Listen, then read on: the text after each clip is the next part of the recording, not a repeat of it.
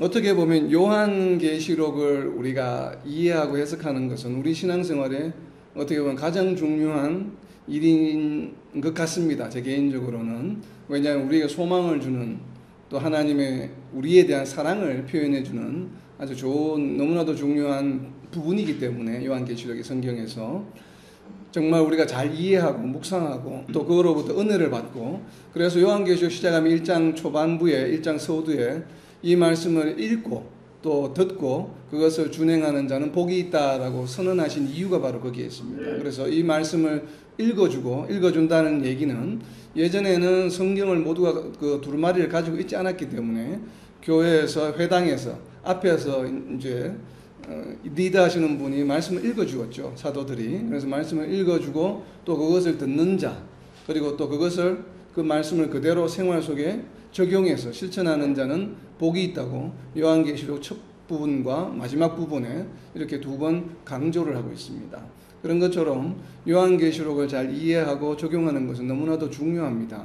그래서 요한계시록을 이해하는데 중요한 키가 될 수 있는 부분이 바로 이 나팔과 대접에 대한 재앙입니다. 그러니까 재앙이라기보다는 저희들 입장에서는 심판이죠. 하나님의 심판. 그래서 나팔과 대접의 심판 내용을 잘 이해하게 되면 요한계시록 전체의 틀을 잘 이해할 수가 있습니다. 그래서 지난주에 나눈 첫 번째 6 나팔과 6 대접의 공통점과 차이점에 대해서 중요한 부분만 한번 다시 잠깐 복습을 좀 하도록 하겠습니다. 첫 번째 나팔부터 네 번째 나팔, 그리고 첫 번째 대접부터 네 번째 대접까지는 각각 첫 번째와 두 번째와 세 번째와 네 번째가 공통된 점이 있었죠. 바로 자연을 대상으로 한다는 것. 그래서 첫 번째 나팔과 첫 번째 대접은 땅에 관한 것이요, 두 번째 나팔과 두 번째 대접은 바다에 관한 것이고, 세 번째 나팔과 세 번째 대접은 물에 관한 것입니다. 이 물은 땅에 있는 물, 그러니까 강과 샘의 근원에 대한 이야기이고, 네 번째 나팔과 네 번째 대접은 바로 하늘에 관한 것입니다. 해와 달과 별에 관한 내용을 지금 언급해서 예언을 하고 있고, 다섯 번째 나팔은 짐승의 부하들인 황충이 나와서 인침을 받지 않은 자들을 5개월간 괴롭히는 것이죠. 이때는 이제 사망이 일어나지는 않죠. 그래서 그 대상이 누구인가 하면 인침을 받지 않는 자들을 괴롭히는 것이 5개월. 그래서 유일하게 7 나팔 중에 기간이 나와 있는 것이 바로 이 다섯 번째 나팔입니다. 기간이 5개월이라고 이렇게 명시를 해두었다는 것은 이 다섯 번째 나팔은 다른 어떤 나팔이나 혹은 다른 인이나 대접과는 중복이 될 수 없다는 것이에요. 왜냐하면 5개월이라는 기간을 명시해 두었기 때문에. 그래서 이 다섯 번째 나팔은 단독적으로 5개월 동안 이루어진다고 저는 개인적으로 믿습니다. 그렇기 때문에 이 다섯 번째 나팔인 5개월 동안 인침을 받지 않은 자들을 황충이 괴롭히는 것이 바로 무엇인가 하면 대환란의 징조의 클라이맥스다. 그래서 대환란이 바로 일어나기 직전 이 5개월 동안은 상당히 많은 인침을 받지 않은 자들이 괴로움을 받게 되는 현상이 일어난다고 하는 것이에요. 그래서 이러한 현상이 5개월 동안 지속이 된다고 한다면, 이제 드디어 이 5개월이 종료되는 시점에 대환란이 시작되는구나 라는 것을 우리가 알 수 있겠죠. 이와 같이 다섯 번째 나팔은 바로 황충, 그리고 다섯 번째 대접은 이 황충들의 우두머리인 짐승의 왕자에 쏟아지는 그러한 이제 심판을 말합니다. 그리고 여섯 번째는 바로 유브라데 강을 배경으로 하는 것이죠. 그래서 유브라데 강을 배경으로 해서 여섯 번째 나팔에서는 2만의 마병대가 나타납니다. 그래서 이 2만의 마병대가 남아있는 인구의 3분의 1, 즉 원래 있었던 인구의 4분의 1에 해당하는 인구가 이제 사망하게 되는, 그래서 전체 인구의 절반이 이 여섯 번째 나팔까지 사망하게 되죠. 즉 결국은 이 여섯 번째 나팔을 우리는 전환란으로 이해를 합니다. 그러니까 대환란 7년 중에 3년 반 전 환란이 바로 이 여섯 번째 나팔로부터 시작이 된다라고 하는 것이에요. 그렇다면 오늘 우리가 이제 일곱 번째도 알아볼 텐데, 이 여섯 번째 나팔이 불고 나서 전 환란이 시작되었지만, 그러나 후 환란 3년 반도 바로 이 전 환란에 이어서 이어지기 때문에 결국은 여섯 번째 나팔에 속하게 되는 것입니다. 그렇게 다시 말하면 여섯 번째 나팔은 대환란 7년의 시작을 의미합니다. 그러니까 당연히 전 환란이 먼저 시작되고 이어지는 후 환란이 있기 때문에.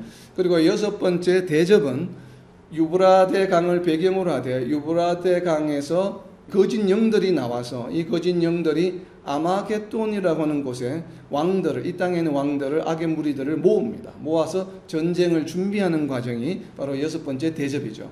자, 이것을 우리가 좀 이해를 하고, 그리고 또 지난주에 했던 중요한 것 중에 하나는 바로 계시록 16장 2절입니다. 첫 번째 대접이 일어나는 시기를 알 수 있는 계시록 16장 2절에 보면 대접 재앙의 대접 심판의 대상이 누구인가 하면 일반 성도들이나 아니면 일반 그냥 사람들이 아니라 바로 땅의 소돔에 짐승의 표를 받은 사람들과 그 우상에 경배하는 자들, 그러니까 짐승의 표를 받은 자들과 우상에게 경배한 자들이에요. 이 우상에 경배한 자들도 누구인가 하면 후 환란 중에 두 짐승이 활동하는 기간 중에 짐승의 표를 받고 그 협박에 못 이겨서 우상에게 경배한 자들이에요. 그렇기 때문에 첫 대접의 대상은 바로 두 짐승의 활동 중에 일어났던 사람들의 대상으로 합니다. 그렇기 때문에 첫 대접의 심판은 이 두 짐승의 활동이 끝난 시점에 발생한다라고 하는 것이 포인트입니다. 그래서 계시록 16장 2절을 통해서 우리는 대접 심판은 두 짐승의 활동이 끝난 시점에 일어난다. 저희가 개인적으로 생각하기에는 바로 후환란의 마지막 날에 일어난다고 생각을 합니다. 그래서 이 대접 재앙이 일어나고, 그렇다 보면 당연히 두 번째, 세 번째, 네 번째 이어지는 대접도 그 이유가 되겠죠. 이 두 번째부터 이어지는 대접 재앙이 첫 번째 대접 재앙보다 먼저 일어날 수는 없겠죠. 왜냐하면 서수로 표현하고 있기 때문에. 그렇게 이제 결론을 내면 모든 대접 재앙은 후환란의 마지막 날에 일어난다고 저희는 생각을 합니다. 후환란 마지막 날에 시작이 된다. 이것이 계시록을 이해하는 데 굉장히 중요한 포인트입니다. 이 전체 흐름을 우리가 틀을 이해하는데 바로 중요한 키가 되는 구절이 계시록 16장 2절입니다. 자, 이제 오늘 우리가 나누게 될 일곱 번째 나팔과 일곱 번째 대접에 대한 이야기입니다. 자, 일곱 번째 나팔을 우선 보겠습니다. 계시록 11장 15절입니다. 계시록 11장 15절을 읽으실 때에 한번 연필을 들고 키워드를 한번 표시해 보시기 바랍니다. 일곱 제사가 나팔을 불매 하늘에 큰 음성들이 나서 이르되 세상 나라가 우리 주와 그의 그리스도의 나라가 되어 그가 세세토록 왕노릇하시리로다 하니. 아멘.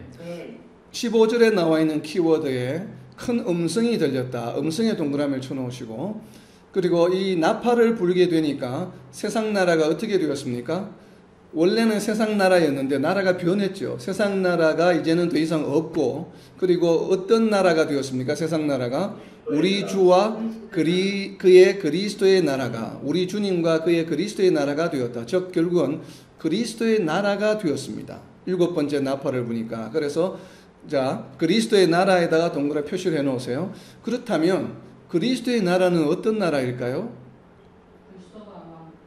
그리스도가 왕이 되는 나라이죠. 그리스도가 왕이 되는 나라를 계시록에서는 어떤 나라라고 부릅니까? 천년왕국이라고 부르죠. 그래서 저는 개인적으로 일곱 번째 나팔을 불 때 이루어지는 세상 나라가 변화해서 그리스도의 나라가 된다고 하는 이 그리스도의 나라는 천년왕국을 의미한다고 저는 생각을 합니다. 그렇게 해석하는 것이 타당하다고 생각합니다. 그래서 거기다가 천년왕국이다라고 적어 놓으세요. 자, 이것은 어떤 얘기인가 하면, 그러면 천년왕국은 언제 시작이 됩니까? 일곱 번째 나팔을 불 이후에 천년왕국이 시작되는 것이죠. 천년왕국이 일곱 번째 나팔보다 먼저 올 수 있습니까? 없습니까? 올 수 없죠. 바로 이러한 것을 우리가 캐치해야 됩니다. 일곱 번째 나팔과 천년왕국이 순서가 어떤 것이 먼저일까? 당연히 일곱 번째 나팔이 먼저입니다.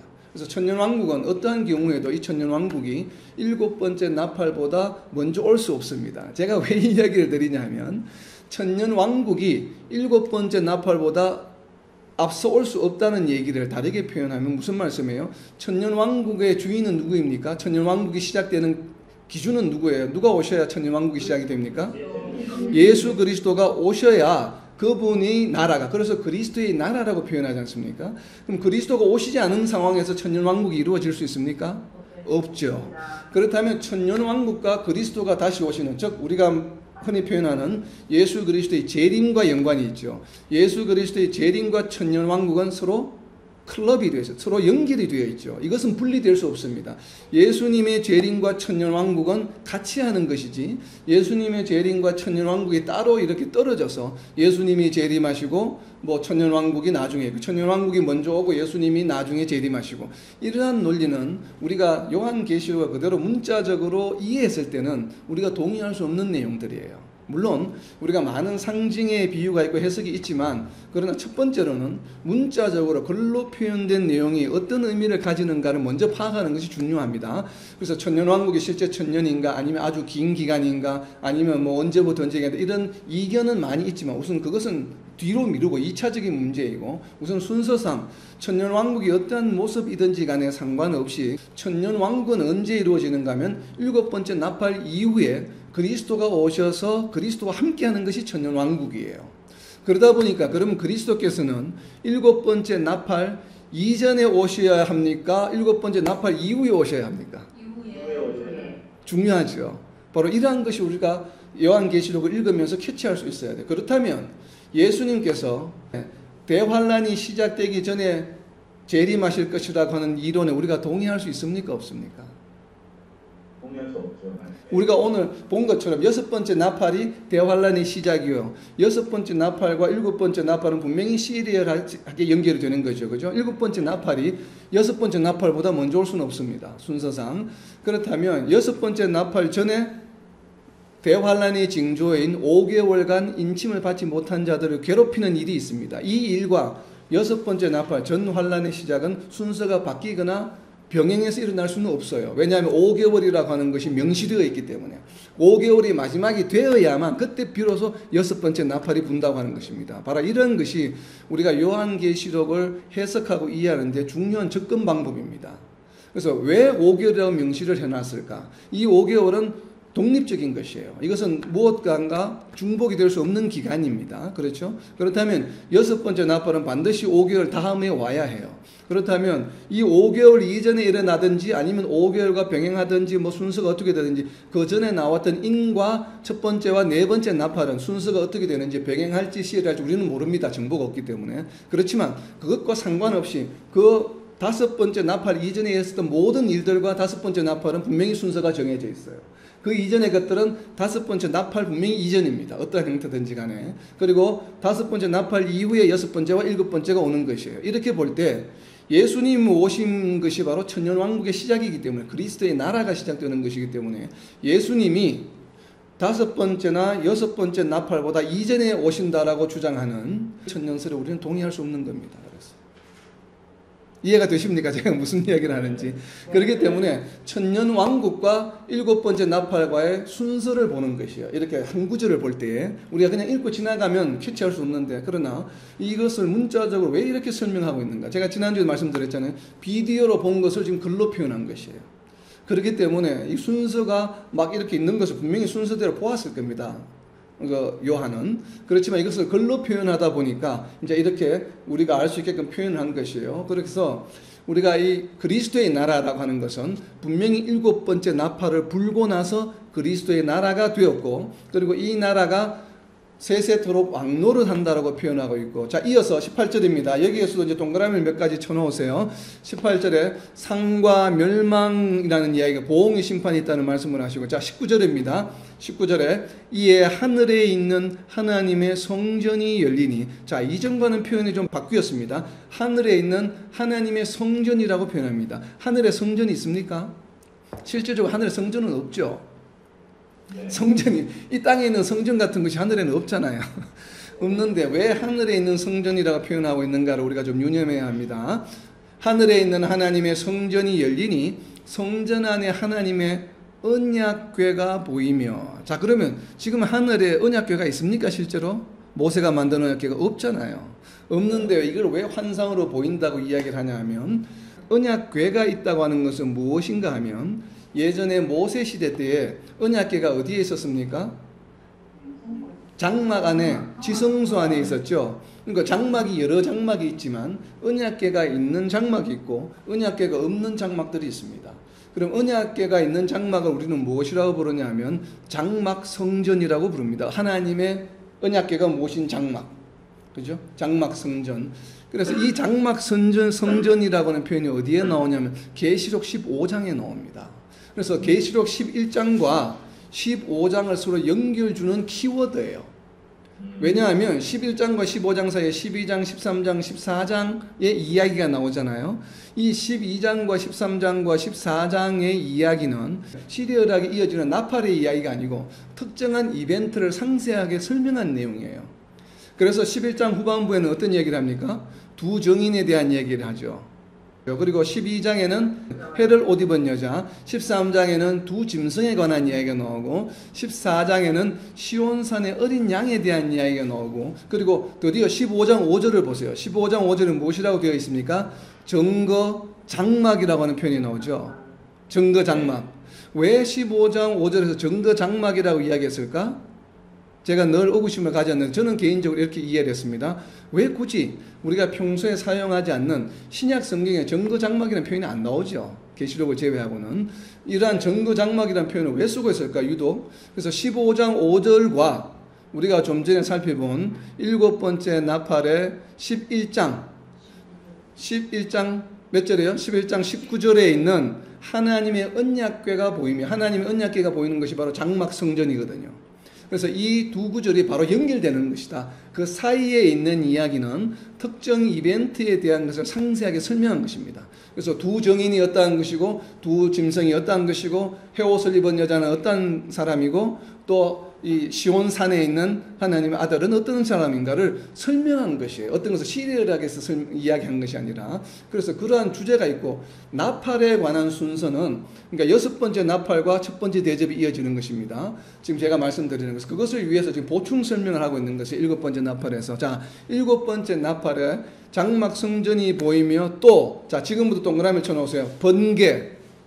번개와 11장 19절입니다. 11장 19절에 번개, 그 다음에 무엇이 나옵니까? 번개와 음성, 그리고 우레와 지진과 큰 우박. 몇 가지가 나옵니까? 5개. 동그라미에 쳐놓으세요. 5개. 외우셔야 합니다. 번개, 음성, 우레, 지진, 그리고 우박은 우박인데 어떤 우박이에요? 큰 우박이에요. 왜냐하면 우박이 다른 재앙에도 나옵니다. 심판에도. 그러나 특별히 일곱 번째 나팔에서는 우박이 어떤 우박이에요? 굉장히 큰 우박이에요. 굉장히 큰 우박입니다. 자, 5가지가 뭐였습니까? 번개, 음성들과 우레와 지진과 큰 우박이 언제 있었습니까? 일곱 번째 나팔을 불 때. 일곱 번째 나팔을 불고 나서 무엇이 시작되었을 때, 어떤 나라가 시작되었을 때 이런 현상이 있었습니까? 그리스도의 나라가 시작될 때. 그렇다면 번개와 음성과 우레와 지진과 큰 우박은 그리스도의 나라가 시작되기 전에 있었겠습니까? 후에 있었겠습니까? 후에 있으면 안 되죠. 왜냐하면 그리스도의 나라가 시작되어서 영영토록 이제 세세토록 왕노릇 하는데 거기에 우박이 막 내리고 왕노릇 하고 있는데 우박이 막 내리고 지진이 나고 천둥이 치면 되겠습니까? 안 되겠습니까? 안 되죠.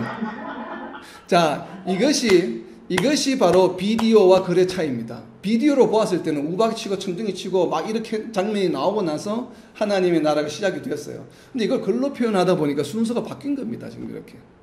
그러니까 우리가 요한계시록 읽을 때 이것을 주의해야 합니다. 이렇게 지금 15절과 19절이 순서가 바뀌어 있지만 일곱 번째 나팔이 불면 큰 음성이 있고 우박이 내리고 지진이 있고 번개가 치고 또 우레가 내리고 그러니까 천둥이 치고 번개와 음성들과 우레와 지진과 큰 우박이 있어서 세상 나라가 어떻게 됩니까? 망하고 그리고 다음에 그리스도의 나라가 시작되는 것이에요. 이것이 올바른 순서겠죠. 이것이 언제 일어납니까? 일곱 번째 나팔을 불고 나서 일어나는 것입니다. 이 일곱 번째 나팔이 몇 번째 나팔이에요? 마지막 나팔이죠. 그래서 우리가 고린도전서 15장 51절에 보면 마지막 나팔이 불 때에 우리가 호련히 변화되리라 라는 표현이 있습니다. 자, 그리스도의 나라가 시작될 때에는 예수님 혼자만 그 나라가 됩니까? 천년왕국이 누가 됩니까? 성도들이 부활하죠. 우리가 요한계시록 20장에 보면 순교자들이 저희들은 개인적으로 순교자들이 먼저 부활한다. 첫째 부활에 포함된다고 생각합니다. 그래서 부활은 이 순교자들이 부활해서 재림하신 예수님과 만나서 천년왕국이 이루어지는 것이죠. 그래서 천년 동안 왕노릇한 그렇지 않습니까? 그렇다면 그것이 언제 이루어집니까? 7번째 나팔이 불면 번개와 음성과 우레와 지진과 큰 우박에 의해서 세상 나라가 멸망하고, 결국 이것은 세상 나라가 어떤 나라예요? 요한계시록에서는 어떤 나라라고 표현합니까? 바벨론.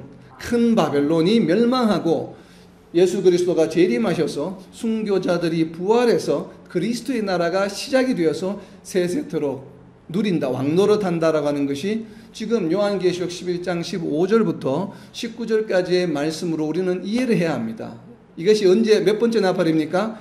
마지막 나팔이자 7번째 나팔입니다.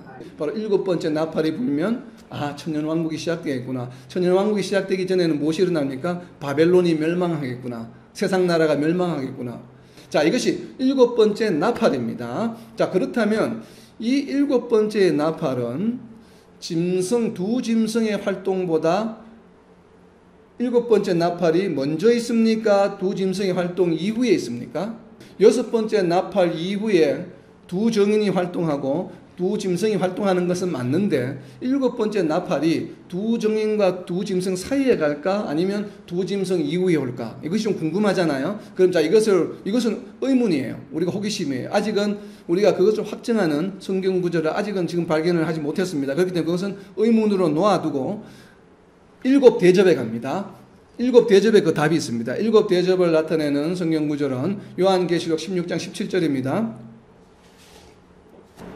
7째 천사가 그 대접을 공중에 쏟으매 큰 음성이 성전에서 보좌로부터 나서 이르되 되었다 하시니 번개와 음성들과 우레소리가 있고 또 큰 지진이 있어 얼마나 큰지 사람이 땅에 있어 온 이대로 이같이 큰 지진이 없었더라. 아멘. 키워드 동그라미 쳤습니까? 어디서 많이 보던 키워드죠. 어디에서 보았습니까? 7번째 나팔에 나오는 번개, 음성, 우레소리, 지진 4가지가 나왔죠. 7번째 나팔과 7번째 대접에 있는 현상 중에 4가지가 동일하죠. 그런데 무엇이 없습니까? 우박이 없죠. 큰 우박이. 큰 우박은 21절에 있습니다. 16장 21절에. 16장 21절. 이제 큰 우박이 7번째 나팔일 때 큰 우박의 사이즈를 몰랐죠.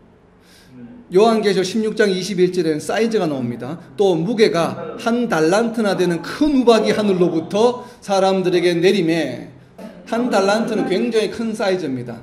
여기에 키워드가 5개가 동일합니까? 동일하지 않습니까?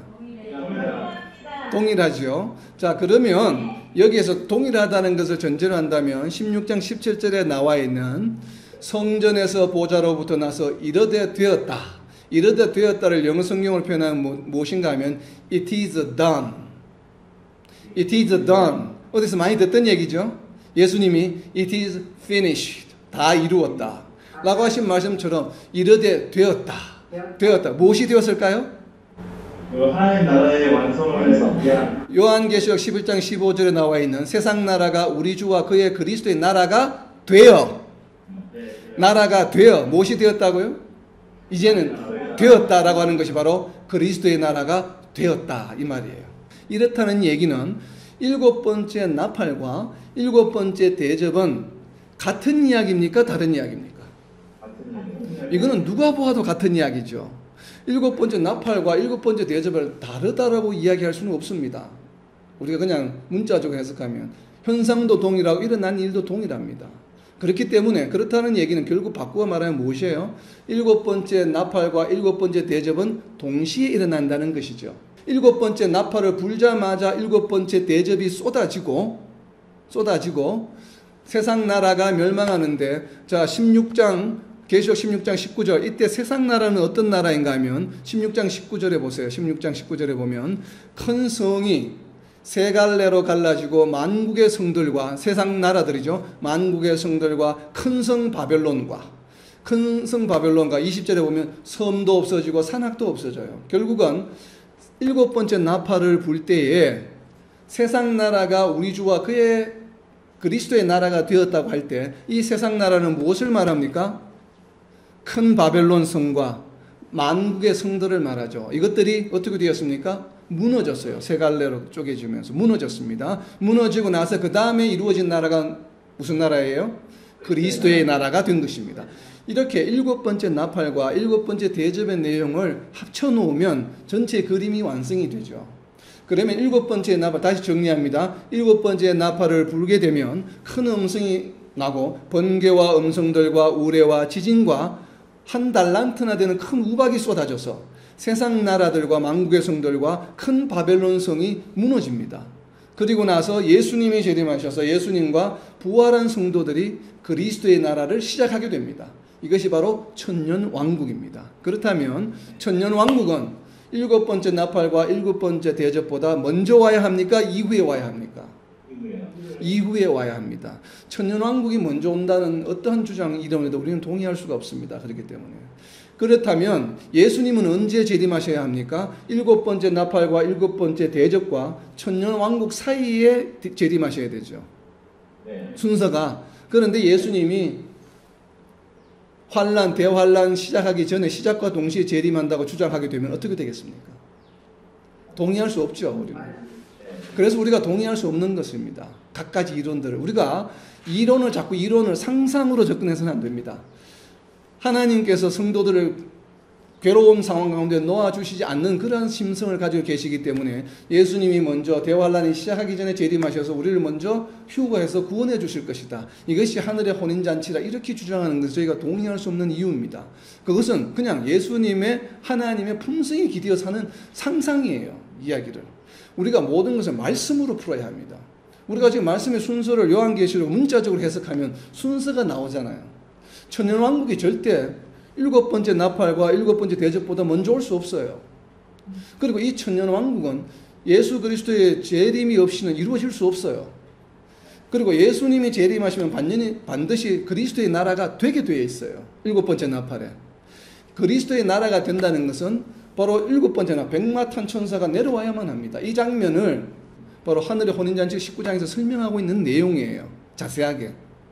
20장에서 나오는 천년왕국을 전체적으로 이렇게 그림처럼 설명해 주는 장면이 19장입니다. 19장과 20장이 연결해서 계속 일어나는 사건의 이야기가 아니라 저는 그렇게 이해를 합니다. 그래서 이 프레임을 이해하는 것이 중요하다는 것이에요. 프레임을 이해한 다음에 나머지 이야기들은 보충 설명이에요. 각각에 대해서. 두 정인에 대한 보충 설명, 두 짐승에 대한 보충 설명, 회옷을 입은 여자에 대한 보충 설명, 그리고 천년왕국에 대한 좀 더 상세한 설명, 그리고 방금 우리가 7번째 대접이 쏟아지고 7번째 나팔이 불 때 어떤 나라가 멸망했습니까? 세상 나라가 무너졌죠. 세상 나라를 대표하는 것이 무엇이었어요? 바벨론성이죠. 큰 바벨론. 그럼 큰 바벨론성은 어떤 존재인가? 이것에 대한 설명이 17장과 18장에 나옵니다.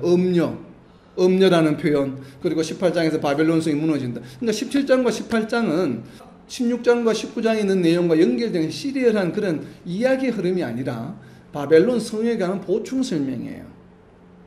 그러니까 16장까지가 7번째 나팔과 7번째 대접까지의 이야기이고 17장과 18장은 바벨론 성에 대한 이야기고 19장은 천년왕국에 대한 설명인 하늘의 혼인잔치와 전쟁에 대한 이야기를 설명해 주고 있고, 그렇다고 보면 17장과 18장과 19장은 삽입장이죠. 보충 설명하는. 그리고 20장에 천년왕국에 대한 이야기가 나오는 것입니다. 이렇게 되면 요한계시록 전체 틀이 다 보이는 거예요. 6장부터 22장까지가. 그리고 21장, 22장은 무엇입니까? 새하늘과 새 땅, 예루살렘 성에 관한 이야기입니다. 이것이 6장부터 22장까지의 내용이에요. 그래서 우리가 7번째 나팔과 7번째 대접은 동시에 일어난다는 것은 동의할 수가 있죠. 내용을 보면, 설명을 보면 동일하기 때문에 이것을 다른 얘기로 이해하기에는 상당히 무리가 있습니다. 그렇기 때문에 7번째 나팔과 7번째 대접이 동시에 일어나게 되면 6번째 나팔과 7번째 나팔 사이에 어떤 일들이 오게 됩니까? 7번째 나팔은 7번째 대접과 같이 일어나요. 그렇다면 6번째 나팔과 7번째 사이 간의 기간은 얼마예요? 왜냐하면 첫 번째 대접이 언제 일어납니까? 두 짐승의 활동이 종료된 시점에 첫 번째 대접의 심판이 시작되죠. 그렇다면 7번째 대접은 첫 번째 대접보다 먼저 올 수는 없죠.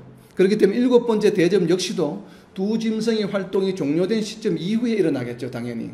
그렇다면 일곱 번째 나팔도 마찬가지로 두 짐승의 활동이 종료된 시점 이후에 일어나야 되죠.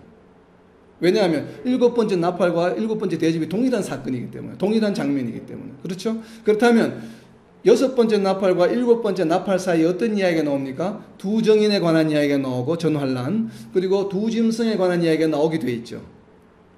왜냐하면 두 짐승이 활동이 종료된 시점부터 첫 번째 대접과 일곱 번째 대접까지 일어나기 때문에. 자, 이것이 프레임입니다.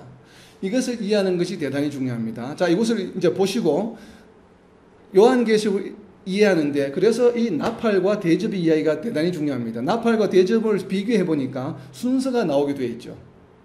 전체적 흐름이 순서가 두 짐승과 두 정인 그리고 천년 왕국이 어떻게 서로 배열이 되는지 나팔과 대접에서 이야기가 전체가 지금 나오지 않습니까? 그런데 우리가 이 이야기를 추론해내는데, 결론을 이끌어내는데 요한계시록 본문 이외에 다른 내용을 사용한 적이 있습니까? 없습니까?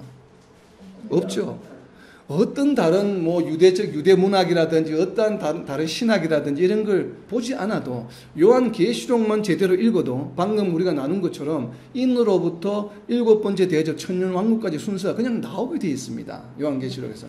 그래서 이 틀을 벗어나는 어떠한 주장에도 우리가 개인적으로 동의할 수 없는 이유예요. 왜냐하면 요한계시록 자체에서 명확하게 설명하고 있기 때문에. 만약에 이것이 요한계시록이 아닌 마태복음 24장이라든지 고린도서라든지 구약이라든지 이런 데 설명하고 있으면 저자가 서로 다르기 때문에, 물론 이제 우리는 영감설과 모성을 믿지만 그래도 또 주장하는 사람이 기자가 틀리지 않느냐, 요한과 다른 사람이 썼으니까 다를 수 있다라고 이야기하지만, 그러나 요한계시록에 나오는 본문 말씀만 가지고도 순서가 나오죠, 얼마든지. 그러니까 이것을 부정하는 어떤 이론에 동의해서는 안 됩니다. 자, 이 나팔과 대접 못지않게 중요한 것이 이제 마지막 퍼즐을 끼는 겁니다. 마지막 퍼즐을. 우리가 지금은 짐승과 두 정인과 두 짐승은 여섯 번째 나팔과 일곱 번째 나팔 사이에 있을 것이다 라고 지금 추론이 되는 것이죠. 다른 일곱 번째 나팔과 일곱 번째 대접을 비교해 보니까. 그렇다면 이것을 확정할 수 있는 내용이 어디에 있냐면 바로 두 정인의 활동에 관한 것을 읽어보면 됩니다. 즉 그래서 전환란 두 정인에 관한 내용이 요한계시록 11장에 있습니다. 그래서 요한계시록 프레임을 이해하는데 중요한 성경 구절 중에 하나가 무엇인가 하면 요한계시록 11장 7절 말씀입니다. 그들의 구원을 마칠 때 정으로부터 올라오는 짐승이 그들과 더불어 전쟁을 일으켜 그들을 이기고 그들을 죽일 것이다. 아멘. 아멘. 11장 7절에 그들이 그 정언을 그들은 누구입니까? 두 정인이죠. 두 정인이 정언을 마칠 때, 정언을 마쳤다는 것은 두 정인이 지금 활동한 이후에 시간이 얼마나 흘렀다는 얘기입니까? 42개월, 3년 반을 활동한다고 되어 있죠. 그렇다면 여기서 그 정언은 누구의 정언입니까? 두 정인의 정언이죠. 두 정언을 마칠 때니까, 그렇다면 두 정인이 활동을 시작한 다음에 얼마의 시간이 흐른 이후에요? 3년 반이 흐른 시점이죠. 이건 명확하죠. 표현이 그렇게 되어 있기 때문에 이것을 우리가 부정할 수는 없습니다. 그렇다면 두 정인이 정언을 마칠 때, 다르게 표현하면 3년 반이 지난 시점에 누가 나타나요? 무적행으로부터 올라오는 짐승이. 자, 짐승은, 여기서의 짐승은 누구를 말합니까? 요한계시록 13장에 나오는 두 짐승입니다. 자, 그렇다면 두 짐승도, 이 짐승이라고 하는 것이, 두 짐승이라고 하는 것은 요한계시록 안에 있잖아요. 13장에 표현이 되어 있기 때문에 여기서 무적행으로부터 올라오는 짐승이 13장에 있는 두 짐승이 아니고 다른 짐승일 가능성은 거의 희박하죠. 거의 없다고 봅니다, 저는. 그렇다면 두 짐승이 활동을 시작하는 시점은 언제입니까? 두 짐승과 두 정인은 시리얼하게 활동합니까? 오버랩이 됩니까? 두 짐승과 두 정인이 같은 시대에 활동했다라고 주장하는 이론에는 저희가 동의할 수 없습니다. 왜냐하면 정언을 마칠 때 무적행으로부터 짐승이 올라오는데 올라오지 않은 짐승이 활동할 수는 없잖아요. 그렇기 때문에 이것을 위반하는 어떠한 주장에도 여러분이 동의해서는 안 됩니다. 두 짐승은 언제 나오냐 하면 두 정인이 활동을 마칠 때 3년 반이 딱 되는 시점에 나타납니다. 그래서 그 하는 일이 무엇입니까? 두 정인을 죽입니다. 네. 두 정인을 죽인다는 얘기는 두 정인이 어떻게 됩니까? 두 짐승에 의해서 순교를 당하는 것이죠. 그렇죠? 근데 이 시점이 언제예요? 전환란이 끝나는 시점이에요. 네. 전환란이 끝나고 두 짐승이 활동을 시작할 때 무엇으로 활동을 시작합니까? 두 정인을 죽이는 것으로부터 활동을 시작합니다. 자, 세상에는 성도들도 있고 세상 사람들도 있어요. 그런데 두 짐승이 나타납니다. 언제? 우리가 이제 후환란이라고 부르는 두 번째 3년 반이 시작하는 시점에 짐승이 나타나서 누구를 죽입니까? 두 정인을 죽여요. 그런데 우리가 두 정인은 누구라고 우리가 이해를 했습니까? 11장에 보면 두 감람나무요, 두 촛대요. 촛대는 교회라. 결국은 후환란 시작할 때 짐승이 올라와서 누구를 죽입니까? 교회를 멸합니다. 그러니까 교회에 순교자가 엄청나게 생기겠죠. 이 글을 문자적으로 해석하면 그렇습니다. 그래서 전환란이 끝나고 후환란이 시작하는 시점에 짐승이 올라와서 두 정인을 죽이고 이 교회가 완전히 전부 다가 순교를 하게 되는 현상이 일어납니다. 그렇다면 세상에는 어떤 사람들만 남아요? 교회에 다니지 않는, 교회가 아닌, 두 교회가 아닌 자들만 남게 되겠죠. 근데 이 자들에게 두 짐승이 3년 반 동안 활동하면서 무엇을 합니까? 마크를 받게 하고 경배하게 합니다. 그러면 자, 이것을 잘 한번 생각해 보세요. 그렇다면 이야기가 어떻게 됩니까? 성도들에게 짐승이 마크를 받으라고 하겠습니까? 하지 않겠습니까? 할 수가 없죠. 왜냐하면 순교를 당했기 때문에. 그러니까 성도들에게 무슨 마크를 받는다, 표적을 받는다, 여기 칩을 넣으면 된다, 안 된다, 이런 얘기를 유튜브에서 보면 동의하면 되겠습니까? 안 되겠습니까?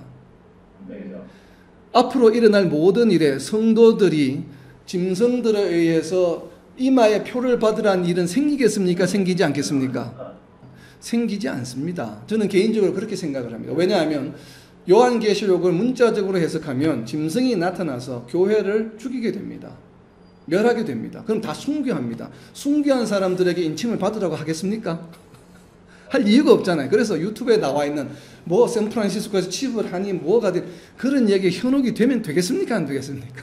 어떠한 경우에도 성도들은 짐승의 표를 받는 시련을 당하게 됩니까? 안 당하게 됩니까? 직면하지 않게 된다고 저는 생각합니다. 물론 짐승이 모든 것을 다 멸한 다음에도 교회를 핍박한 다음에도 이후에도 성도들이 생겨날 수 있겠죠. 믿고 돌아서는 자가 생길 수 있잖아요. 얼마든지. 그런 자들에게는 할 수 있습니다. 그런 자들에게는. 그러나 지금 우리는 그런 상태, 지금 만약에 짐승이 올라오게 된다면 우리는 어떻게 될까요? 짐승이 올라오면 순교당합니다.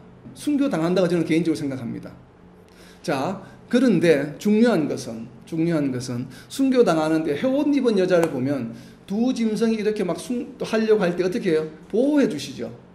그래서 일부는 또 보호된다고 봅니다. 그래서 성도들이 모두가 다 순교할까? 아니면 일부가 순교할까? 이것이 또 이견이 생기는 이유입니다. 왜냐하면 두 짐승이 활동하는 가운데 또 교회를 보호해 주시겠다 하시기 때문에.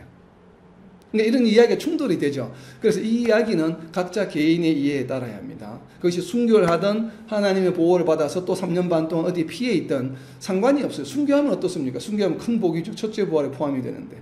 그 이야기가 어디에 나오냐면 자, 두 정인의 이야기 중에 11장 11절입니다. 11장 11절 3일 반 후에 하나님께로부터 신기가 그들 속에 들어가매 그들이 발로 일어서니 구경하는 자들이 크게 두려워하더라. 아멘.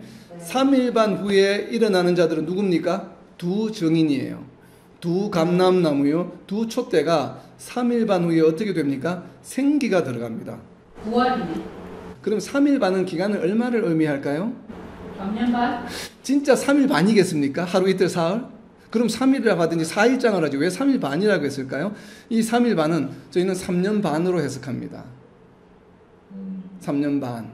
자, 두 정인이 짐승에 의해서 순교를 당했습니다. 순교를 당하고 언제 다시 회복이 됩니까? 3년 반 후에 하나님의 생기가 그들 속에 들어가매 그들이 어떻게 됩니까? 발로 일어나서 구경하는 자들이 크게 두려워하더라. 자, 이어지는 12절입니다. 중요합니다. 하늘로부터 큰 음성이 있어 이리로 올라오라 함을 듣고 그들이 듣고 구름을 타고 하늘로 올라가니 그들의 원수들도 구경하더라. 하늘로 올라가는 것을 우리는 무엇이라고 부릅니까? 휴거라고 부르죠. 휴거의 대상이 누구였습니까? 휴거의 대상이 지금 보면 두 정인이에요. 두 정인. 두 정인이 어떻게 되었습니까? 짐승들에 의해서 순교를 당한 자입니다.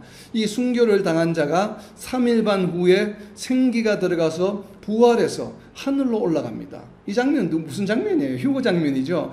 예수 그리스도가 재림하실 때 휴거되어서 함께 만나서 하늘의 혼인잔치가 되어서 천년왕국을 누리는 장면이 지금 계시록 11장에 설명이 되어 있죠. 두 정인이. 그렇기 때문에 이 두 정인은 누구겠습니까? 성도들입니다. 교회입니다. 왜냐하면 두 정인이 휴거의 대상이기 때문에. 그래서 이 두 정인이 일정한 사람, 특정 사역자라든지 이러한 특정 뭐라든지 이런 것은 맞지 않아요. 왜냐하면 휴거의 대상입니다. 이 두 정인은. 그러니까 교회가 맞죠. 교회인데 어떤 자들이에요? 짐승에 의해서 순교한 자들이 3년 반 후에 부활해서 하늘로 올려져 갑니다. 그러니까 요한계시록 우리가 지금까지 공부한 6번째 나팔과 7번째 나팔에 일어나는 현상과 맞아 들어가지요. 3년 반 전 환란과 두 짐승에 의한 후 환란이 있고 두 짐승이 활동하는 종료되는 시점에 대접재앙이 시작이 됩니다. 첫 번째 대접이 시작이 되고 7번째 나팔이 불 때 7번째 대접이 쏟아지면서 세상 나라가 멸망을 하고 호련히 고린도전서 15장 51절에 마지막 나팔이 불 때 호련히 변화되어서 누가 일어납니까? 두 정인이 죽었던 정인이 생기가 들어서 하늘로 올려져서 예수님과 만나서 천년왕국이 시작되는 장면이에요. 자, 이렇게 하니까 두 정인과 두 짐승의 순서가 두 정인 다음에 두 짐승이 오는 것은 우리가 분명히 보았죠. 11장 7절에 보면 두 정인이 정언을 마칠 때 두 짐승이 나오고 그때 나오자마자 죽인 두 정인이 3년 반 후에 부활해서 하늘로 올려집니다. 그러니까 두 짐승의 활동 기간은 바로 7번째 나팔과 6번째 나팔 사이에 오는 것이 맞겠죠. 이제는 아까는 추론이었지만 지금은 성경 말씀으로 확정이 되죠. 6번째 나팔이 분다고 하는 것은 어떤 의미인가 하면 대환란이 시작된다는 의미입니다.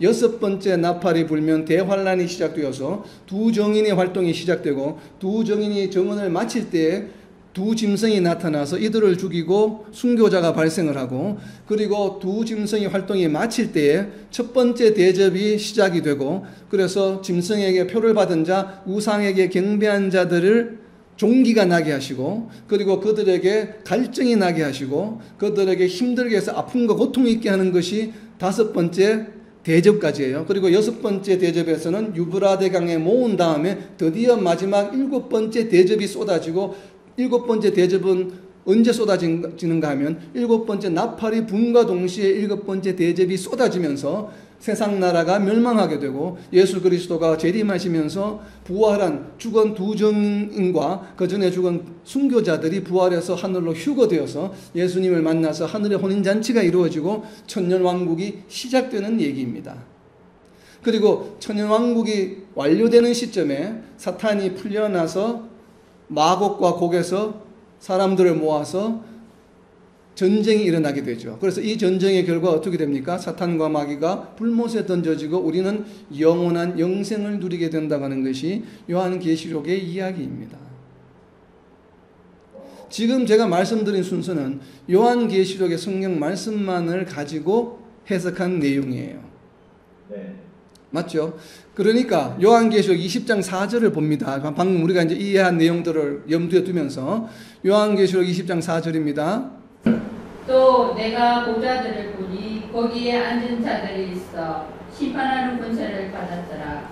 또 내가 보니 예수를 정언함과 하나님의 말씀 때문에 목배임을 당한 자들의 영혼들과 또 짐승과 그의 우상에게 경배하지 아니하고 그들의 이마와 손에 그의 표를 받지 아니한 자들이 살아서 그리스도와 더불어 천년 동안 왕노릇하니. 아멘.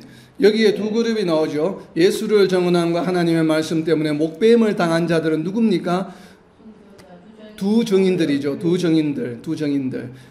전 환란이 끝나는 시점에 정언을 마칠 무렵에 짐승들이 나와서 목을 벤 자들입니다. 그리고 그 사람들과 짐승들이 활동을 3년 반 동안 하는 동안에 우상에게 경배하지 아니하고 이마와 손에 표를 받지 아니한 자들, 끝까지 버틴 자들이죠. 그리고 이러한 자들, 그러니까 두 그룹인데 짐승이 활동을 시작한 시점에 목배임을 당한 자들과 3년 반 동안 활동하면서 경배하지 않고 표를 받지 않은 자들이 이들도 역시 죽임을 당했겠죠. 표를 안 받았기 때문에.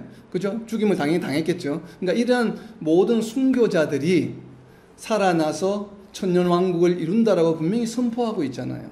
그러니까 이 사람들은 두 정인과 두 짐승이 활동하는 시대에 순교자들로 지금 이해를 합니다. 그리고 이 순교자들에는 두 정인이 활동하기 이전에 이미 오랜 초대교회 때부터 순교한 모든 자들, 순교자들이 다 포함된다고 저는 개인적으로 생각을 합니다. 그래서 순교자들이 첫째 부활에 포함되어서, 그래서 순교는 영광이고 큰 복이에요.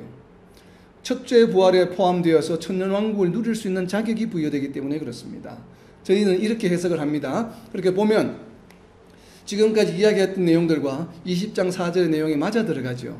그러니까 이렇게 서로 충돌이 되지 않아요. 그래서 우리가 해석을 바르게 했구나라는 것을 알 수가 있는 겁니다.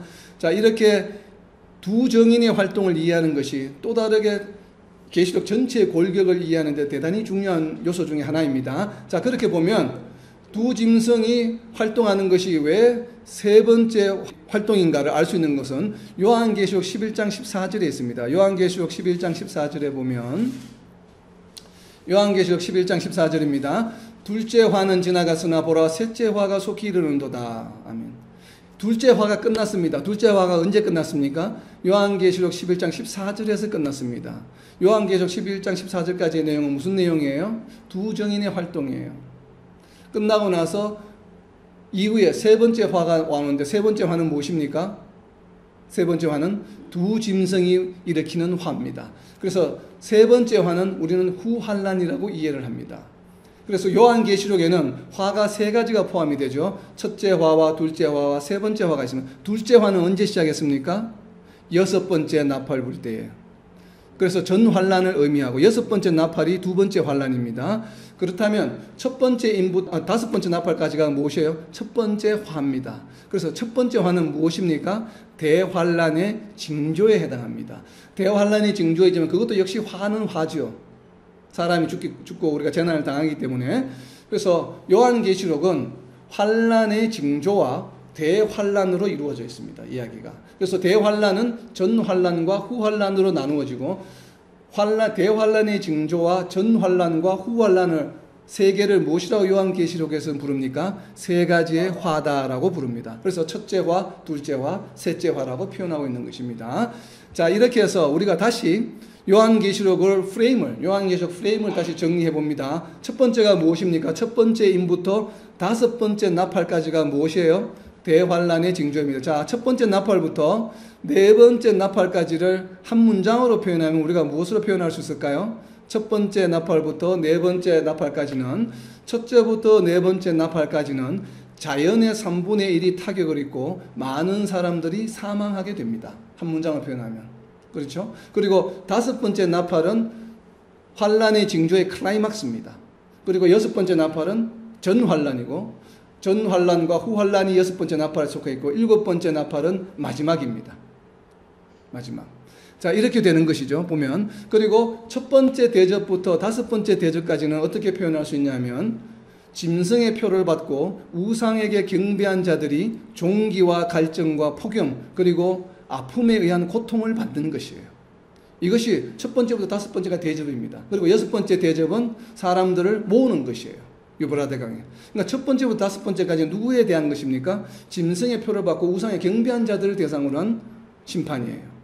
그러니까 그들에게 종기가 나고 갈증이 나고 폭염과 그리고 아픔을 겪는 것이에요. 이렇게 표현할 수 있겠죠. 이것이 한 덩어리입니다. 이렇게 보면, 자, 이제는 정리하면 첫 번째는 대환란의 징조입니다. 대환란의 징조는 언제부터 언제까지입니까? 첫 번째 임부터 다섯 번째 나팔까지.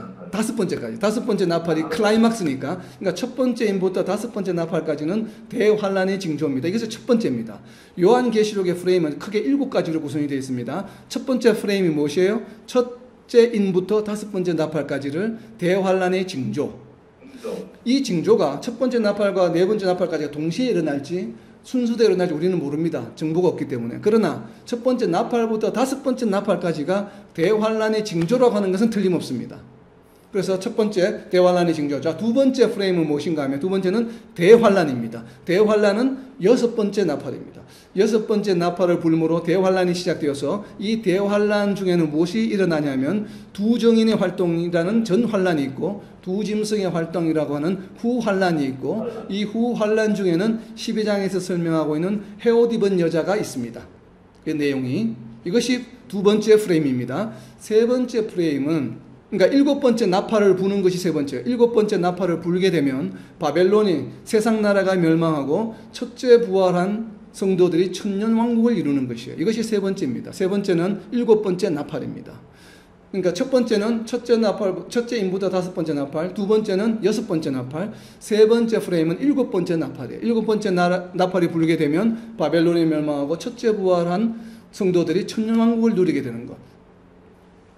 그리고 네 번째는 무엇인가 하면 요한계시록 20장 8절에 있는 천년왕국이 종료되는 시점에 곡과 마곡의 전쟁이 있습니다. 곡과 마곡이라는 곳에서 전쟁이 일어나는 것이 네 번째요. 그리고 다섯 번째는 둘째 부활이 있고 백보자 심판이 일어납니다. 요한계시록 20장 13절에 백보자 심판에 의해서 둘째 사망이 발생하죠. 불못에 던져지는. 그리고 여섯 번째는 21장에 나오는 새 예루살렘 성입니다. 새 하늘과 새 땅이 있고 새 예루살렘 성이 일어나는 것이 여섯 번째이고 그리고 일곱 번째 마지막 프레임은 무엇인가 하면 요한계시록 22장입니다. 예수님께서 다시 오시겠다고 하신 그 언약의 약속과 그리고 영원한 안식, 하나님과 이제는 영원히 함께한다는 영원한 안식과 이에 대한 언약과 소망이 요한계시록 22장에 이루어지는 것입니다. 이것이 바로 일곱 가지입니다. 첫 번째가 무엇이었습니까? 대환란의 징조, 두 번째가 대환란, 세 번째는 바벨론 멸망과 첫째 부활의 천년왕국, 네 번째는 곡과 마곡의 전쟁, 다섯 번째는 둘째 부활과 백보자 심판, 여섯 번째는 새 예루살렘 성, 일곱 번째는 영원한 안식과 이에 대한 언약과 소망입니다. 이것이 요한계시록의 프레임입니다. 그렇다면 이 요한계시록 지금 제가 말씀드린 것은 요한계시록 6장부터 22장까지의 내용입니다. 그러니까 66장부터 22장까지가 몇 장이에요? 17장에 걸쳐서 이 내용이 설명되고 있는 것입니다. 그렇다면 너무 길죠, 이 내용이. 17장에 걸쳐서 내용이 너무 기니까 제가 방금 말씀드린 6장부터 첫째 인부터 예루살렘 성까지 언약의 약속까지 22장까지 이 모든 내용을 요약합니다. 요약해서 성도들이 지금 핍박을 받고 있잖아요. 요한계시록이 쓰여질 때 세상으로부터 핍박받고 순교가 지금 막 일어나고 있는 이런 상황에서 이 17장에 걸친 내용을 전부 요약해서 성도들에게 핍박받고 있는 성도들에게 위로와 격려와 그리고 또 성도들의 신앙 상태 현재 협박에 나태해지거나 굴복해서 배교를 한다든지 이러한 아니면 신앙생활이 나태해져 있는 성도들에게 경고의 말씀을 전해주는 것이 무엇입니까? 바로 일곱 교회의 이야기입니다. 2장과 3장에 있는 내용. 2장과 3장에 있는 내용은 방금 제가 말씀드린 요한계시록의 프레임인 6장부터 22장까지 내용을 요약해서 일곱 교회에 나누어서 설명한 것이 일곱 교회의 이야기가 요한계시록 2장과 3장에 있습니다. 그렇다면 3장과 6장 사이에 있는 4장과 5장은 무슨 얘기인가 하면 우리가 누리게 될 천국 보좌에 관한 설명입니다. 너희가 이런 환난을 겪고 나면 나의 약속을 믿고 끝까지 버티고 이기게 되면 누리게 될 하늘의 보좌의 모습을 4장과 5장에서 설명하고 있는 것입니다. 그리고 6장부터 22장까지는 요한계시록 전체의 스토리가 흐름을 설명하고 있는 것입니다. 이것이 요한계시록입니다. 우리가 요한계시록 지금 다 이해한 것이에요. 전체 프레임을. 그리고 각각의 상징들이 무엇인가를 이제부터 공부하게 되면 되는데 자, 일곱 교회가 그렇다면 왜 뒤에 나오는 이야기의 요약인가를 알 수 있는 성경 구절을 살펴보고 마치겠습니다. 내가 속히 오리니 내가 가진 것을 굳게 잡아 아무도 내 멸류관을 빼앗지 못하게 하라. 아멘. 바로 여섯 번째 교회는 빌라델비아 교회에 하신 이야기입니다. 무엇을 하라고요? 예수님이 오실 언약, 내가 속히 오리니 언약입니다. 자, 마지막 일곱 번째 교회는 21절입니다. 이기는 그에게는 내가 내 보좌에 함께 앉게 하여 주기를 내가 이기고 아버지 보좌에 함께 앉은 것과 같이 하리라. 라오디게아 교회, 일곱 번째 교회 하신 말씀이에요. 이기는 자는, 이기는 것은 무엇을 이깁니까? 핍박과 여러 가지 순교의 상황을 끝까지 버티고 짐승들, 두 짐승의 이러한 공격으로부터 이겨내는 자들에게는 상이 주어지는데 어떤 상입니까? 내가 내 보좌에 함께 앉게 하여 주리라. 여섯 번째 교회와 일곱 번째 교회의 얘기가 무엇이에요? 여섯 번째는 언약에 대한 말씀을 주셨고 내가 속히 오리니, 일곱 번째는 상급으로 내 보좌에 앉게 해주겠다. 자, 이 두 가지죠. 6번째, 7번째 교회가 이 이야기가 어디에 나오냐면 요한계시록 22장에는 그대로 나옵니다. 자, 요한계시록 22장 7절입니다. 요한계시록 22장 7절. 보라, 내가 속히 오리니 이 두루마리의 예언의 말씀을 지키는 자는 복이 있으리라. 아멘. 3장 11절과 동일하죠. 그래서 7교회 이야기는 전체 이야기를 요약한 것입니다. 내가 속히 오리니 이 두루마리의 예언의 말씀을 지키는 자는 복이 있다. 자, 22장 12절입니다. 22장 12절에 보면 보라, 내가 속히 오리니 내가 줄 상이 4개 있어 각 사람에게 그가 행한 대로 갚아주리라. 아멘. 상은 무엇이겠습니까? 요한계시록 3장 21절에 이야기한 내 보좌에 함께 앉게 하여 주겠다. 누구를? 이기는 자들을. 그것이 22장 12절에 있는 이야기예요. 내가 속히 오리니 내가 줄 상에 내게 있어 각 사람에게 그가 행한 대로 갚아줘. 행한 것은 무엇이에요? 끝까지 이긴 자를 말합니다. 끝까지 이겼으니까 내 보좌에 함께 앉게 하여 주겠다. 7번째 교회인 라오디게아 교회에 약속하신 언약의 말씀입니다. 이것이 22장의 결론이 그대로 있죠. 그래서 7교회는 바로 이 6장부터 22장까지 내용을 요약한 것이에요. 자, 이제 정리합니다. 요한계시록 공부할 때 여러분들이 주의해야 될 기본적인 원칙이 있습니다. 우리가 지금 살펴본 것처럼 요한계시록 안에 있는 내용들만 보아도 충분히 다 이해할 수 있죠. 그래서 요한계시록은 성도들에게 보내진 서신서, 편지임을 이어서는 안 됩니다. 논문이 아니에요. 여러분들이 30년, 40년, 50년 공부해서 이해할 수 있는 내용이 아닙니다. 방금 보신 것처럼 누구나 다 한글을 읽을 수 있고 글을 읽을 수 있으면 읽기만 하면 내용을 우리가 주의해서 잘 이해만 하기만 하면 다 알 수 있는 내용들이에요. 우리가 지금 다 살펴보았잖아요. 1장부터 22장까지 내용을 제가 그냥 몇 분 만에 다 설명을 했잖아요. 바로 이 내용입니다. 이 내용이기 때문에 편지라고 하는 것이에요. 그래서 편지를 읽으면 아, 이런 내용이구나. 방금 제가 말씀드린 것처럼 요약 정리한 것이 그런 내용이구나. 그래서 초대교회 성도들의 입장에서 우리는 컨텍스트를 먼저 이해해야 됩니다. 아, 이런 내용들이 담겨 있구나. 그리고 나서 이제는 구체적으로 정말 몇십 년 연구하신 분들이 설명하고 있는 내용들을 우리가 보면 되겠죠. 이런 상징이구나, 이런 상징이구나. 그래서 두 번째 중요한 것은 무엇인가 하면 세상에 대한 하나님의 심판은 반드시 일어난다고 하는 것. 그리고 성도들을 하나님께서는 반드시 보호해 주신다고 하는 것. 그리고 상징적이 아니라 이러한 환난은 우주적으로 실제로 일어나고 성도와 불신자가 모두 이 과정을 겪게 된다고 하는 것. 그리고 다섯 번째는 환난의 징조는 첫째 인으로부터 다섯 번째 나팔까지라고 하는 것. 여섯 번째 나팔에 바로 전 환난과 후 환난이 있고 일곱 번째 나팔이 불면은 바로 마지막이 되는, 그리고 혼인잔치가 일어나고 천년왕국이 시작된다고 하는 것. 천년왕국 이후에는 마곡의 전쟁, 그리고 벽보자 심판이 있고 우리는 새하늘과 새 땅의 새 예루살렘을 성을 이룬다고 하는 것이에요. 그래서 우리가 정말 우리 삶에 이 요한계시록을 잘 읽고 적용해야 되는데, 적용할 때 첫 번째는 예수님의 보혈로 씻음을 받은 자는 영원한 형벌을 우리가 면하게 된다고 하는 것입니다. 그것을 우리가 요한계시록을 통해서 알 수 있는 것이죠. 그리고 성공적으로 환난을 통과할 수 있게 우리는 기대하고 고대하고 기도해야 됩니다. 그리고 우리가 물질적으로 이 대환난을 종말을 준비해서는 안 돼요. 영적으로 환난을 준비해야 되고, 그리고 우리 생에 환난이 오기를 고대해야 됩니다. 그래서 예수님께서 주기도문에서 가르쳐 주신 것이에요. 요한계시록 마지막 22장 20절입니다. 이것들을 정언하신 이가 이르시되 내가 진실로 속히 오리라 하시거늘 아멘 주 예수여 오시옵소서. 이 마지막 구절 아멘 주 예수여 오시옵소서는 아람으로 바로 무엇입니까? 마라나타. 마라나타라고는 아람어가 마지막 구절입니다. 성경에 마라나타.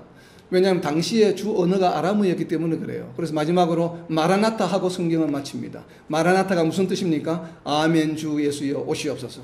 정말 우리가 날마다 주기도문을 외울 때에 이 마라나타 아멘 주 예수여 오시옵소서를 늘 기억하면서, 또 그리고 요한계시록을 잘 이해해서 주변 사람들에 전하고 이러한 소망을 가지고 전진하는 저와 여러분, 그리고 이 땅의 모든 하나님의 백성들이 되시기를 예수님의 이름으로 선포합니다.